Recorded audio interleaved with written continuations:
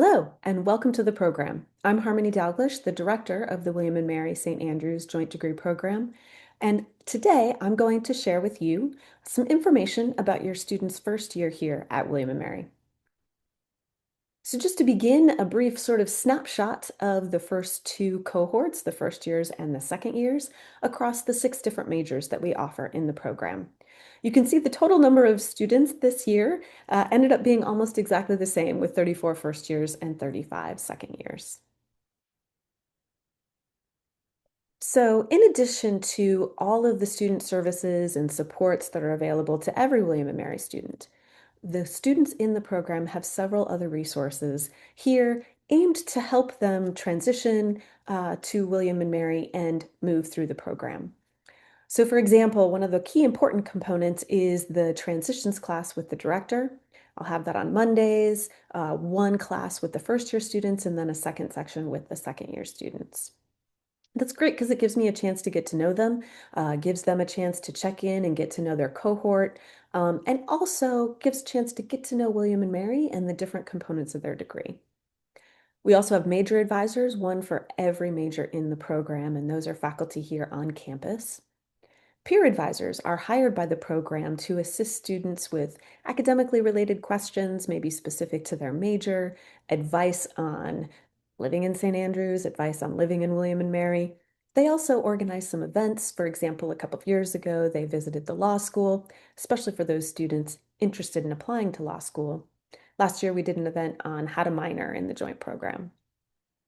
Now, the WAMSTA, William and Mary, St. Andrews, get it? WAMSTA, student partnership, is another important component. This is a student group, a group of students elected by their peers, and their main focus is to build community within the program. So they have a number of student-led social events throughout the year, everything from a weekly picnic on the sunken garden, just show up and chat with other joint program students, or the highlight of the year is the Dogwood and Thistle Ball. Now, WAMSTA has a chapter here and one at St. Andrews every year, so there is cohesiveness with the WAMSTA Student Partnership on both sides. And lastly, we have an assistant director for the program here at William & Mary, Sam Hughes. She has an office on campus. She's has an open door policy. Students can always drop by and ask Sam questions or just chat. We also have several joint program sponsored events to build community among the different years, among the different majors within the program.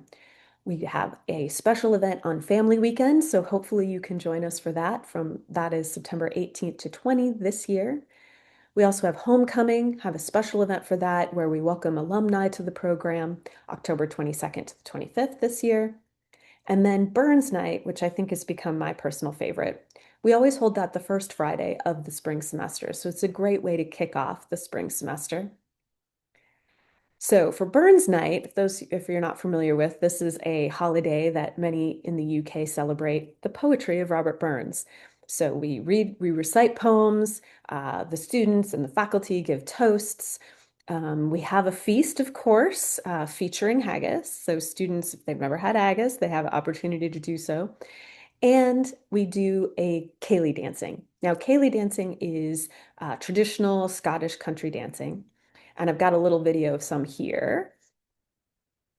So as the part of the transitions class, I will have older students come into the class and teach the first year students how to do ceilidh. Sometimes the second year students too didn't get a chance to learn that over in Scotland. So we all learn some dances together and then do them as a culmination of our Burns Night celebration. So I'm going to give you a rundown of some of the key dates for the first and second year cohorts. All of these will also be communicated as part of the transitions class.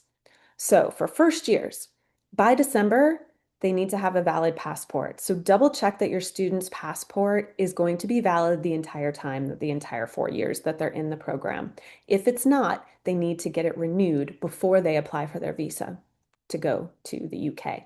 So double check that. If they have a youth visa or if they have a youth passport, but it's going to expire when they turn 18, they need to get a new passport as soon as possible. So make that a project for this fall. Renew passport if it's needed. In February, this is pretty much as soon as we get back in the spring semester, the St. Andrews accommodation, which is housing, they say accommodation, we say housing, their application is open that first week of February. We work with this as part of the first year transitions class, so they won't be surprised. They'll have it available, they'll have all the resources that they need to get it done.